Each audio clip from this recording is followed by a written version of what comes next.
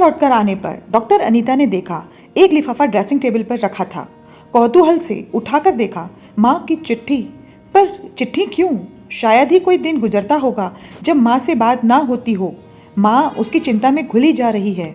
Anita biochemistry से PhD करने के बाद स्कॉलरशिप लेकर 3 साल के लिए अमेरिका गई थी उच्च शिक्षा लेने। वहीं से एक विदेशी दवा कंपनी में उच्च पद ले मुंबई आ गई। अब वह डायरेक्टर के पद पर काम कर रही है। नाम, पैसा, प्रतिष्ठा भरा जीवन सब तो है उसके पास। कमी है तो बस एक कंवारी है वो। माँ की चिंता का कारण भी बस यही है। वर्षों पहले डॉक्टरी की पढ़ाई छोड़ केमिस्ट्री में एमएससी करने लगी वो। मेडिकल की प्रवेश परीक्षा में पूरे इलाके में प्रथम आई थी। मेडिकल में दाखिला किया, हॉस्टल भी गई, एक ही दिन क्लास अटेंड की और मन ऊब गया। चली आई डॉक्टरी की पढ़ाई छोड़। लाख समझाने पर भी नहीं मानी और एमएससी करने लगी। उसके पापा तो बेटी के डॉक्टर न बनने का दुख मन में लिए ही संसार छोड़ गए। अब माँ परेशान है उसके कंवारी होने रहने से।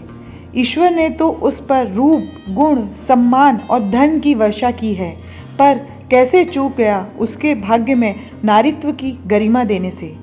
उसके रूप गुण को देखकर अच्छे घर से उसके लिए रिश्ते आए, लेकिन हताश होकर लौट गए।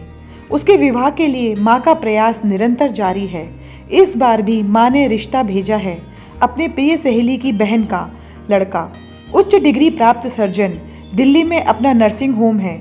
अति सुदर्शन, कोई व्यसन नहीं, चरित्र दोष नहीं और व्यवहार कुशल भी है। जाने पहचाने संस्कारी परिवार का लड़का माँ ने देखा है। उसके लिए भाई बहनों को भी बहुत पसंद है। उन लोगों को भी अनीता का फोटो पसंद आया। माँ ने उसके विषय में जितनी सूचना ली है वो सब बहुत अच्छी है। सब कुछ सेट हो गया है। बस दोनों एक बार मिल बैठकर विचार विमर्श कर लें तो मुहूर्त निकलवा लेते हैं। पत्र ले अनीता बालकनी में आ बैठी। माँ की उसके लिए चिंता से जुड़ा है उसका ममत्व। वो माँ का दर्द समझती है, इसलिए आज माँ के पत्र ने हिला दिया उसे। साथ में लड़के का फोटो भी है। वास्तव में सुदर्शन है लड़का। कोई भी लड़की एक झलक में दीवानी हो सकती है। उसे भी अच्छा लग रहा है, पर जाने क्यों बड़ी ही जाना पहचाना सा चेहरा लग रहा है। लगता है पहले भी कहीं मिल चुकी हूँ, पर कब कहाँ याद नहीं आ रहा। अनीता को भी अब थोड़ा थोड़ा अकेलापन तो लगने ही लगा है। उसी माँ ने आज उसे इतना बड़ा लंबा पत्र छोटे बच्चे की तरह समझाकर लिखा है। पलकें भीग उठी अनीता की। माँ की व्यथा को समझ वो चुपचाप बैठी सोचती रही। वर्षों से तो अपनी ही जिद पर अड़ी रही। अब माँ की इच्छा को मान देना चाहिए। बहुत सोच विचार के बाद उसने माँ की इच्छा को मान देने का मन बना लिया। शायद यह संयोग ही होगा, तभी अचानक उसकी कंपनी दिल्ली शिफ्ट हो रही है। अनीता को दिल्ली में ही रहना पड़ेगा। 3 महीने बाद से अनीता के आने की जानकारी ले लड़के ने होटल में कॉर्नर टेबल भी बुक करवा लिया, जहां बैठे दोनों बातें करेंगे। अनीता ने सोचा था कि लड़का शायद फ़ोन या इंटरनेट पर उसके साथ संपर्क बनाएगा, पर ऐसा नहीं हुआ।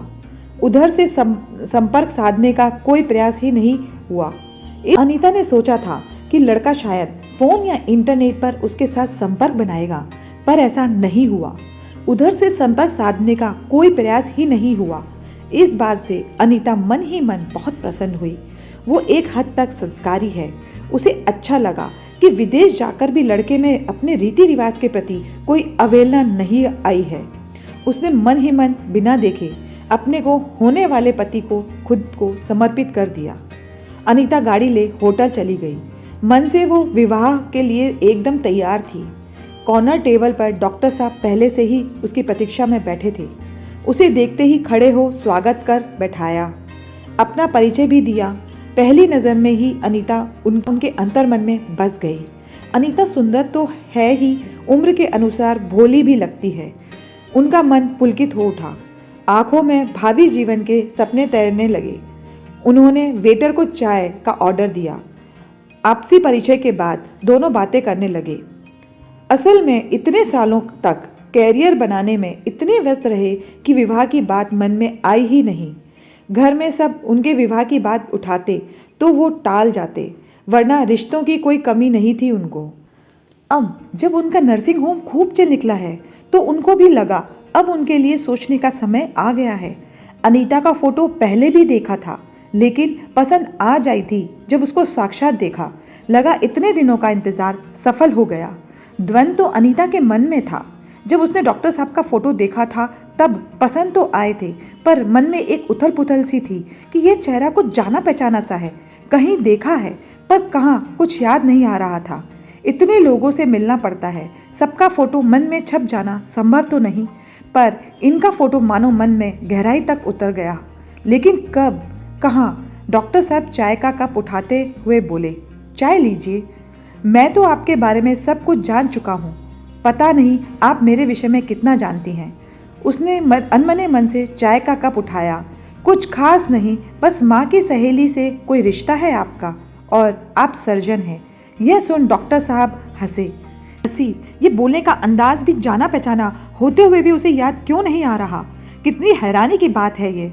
वो हंसे, बात आगे बढ़ाते हुए बोले, जितना आपने जाना है बस उतना ही मेरा परिचय है, पर थोड़ा और जानना चाहो तो बताता हूँ।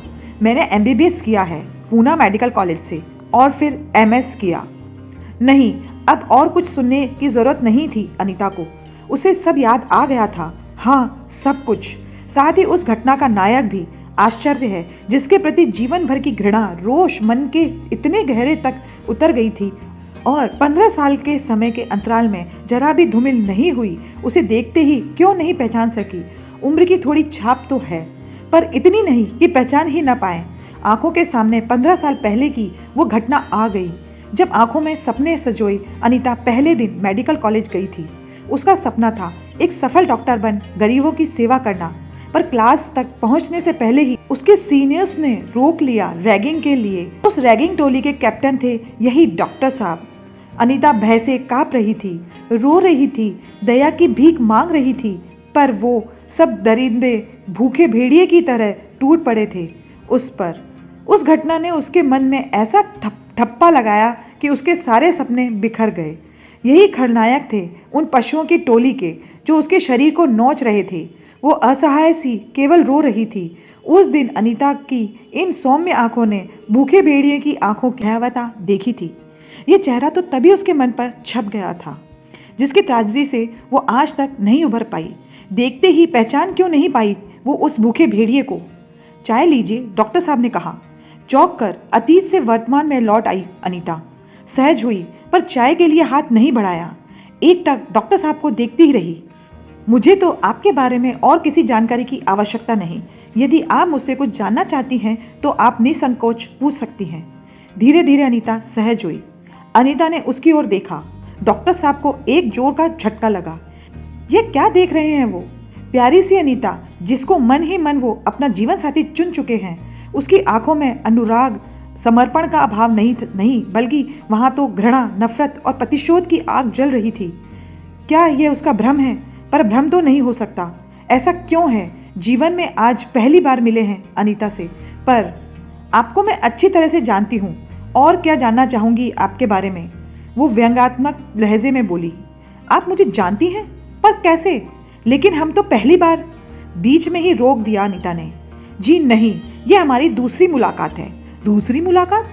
लेकिन आपको याद नहीं, पर मैं कैसे भूल सकती हूँ उस मुलाकात को जिसने मेरे डॉक्टर बनकर जन सेवा करने के सपने को पैरों तले कुचल कर मेरे जीवन की दिशा ही बदल दी थी।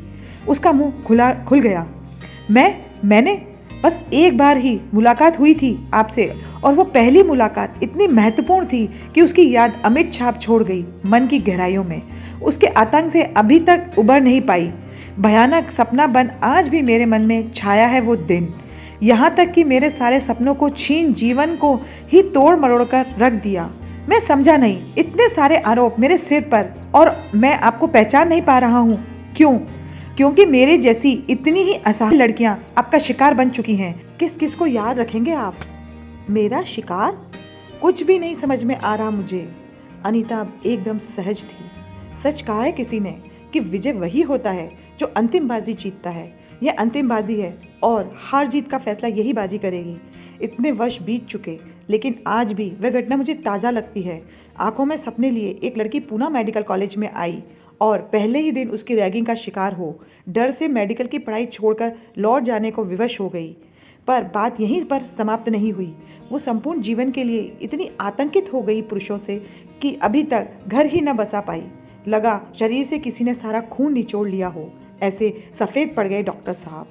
अब इतने साल पहले की वो घटना उन्हें स्पष्ट याद आ गई।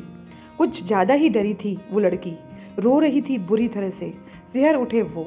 यहाँ पर बैठे बैठे डॉक्टर साहब जो सपनों का महल बना रहे थे, अनीता की बातें सुनने के बाद वो चरमरा कर गिर पड़े। नई उम्र की मस्ती के नाम से जो भूल उनसे हुई उसकी सजा दे अनीता उठकर चली गई। एकदम सूनी आंखों से डॉक्टर साहब उसको जाते देखते रहे। उनको लगा एक अंधेरी गहरी खाई में धकेल अनीता उनको उम्र कैद की सजा दे गई।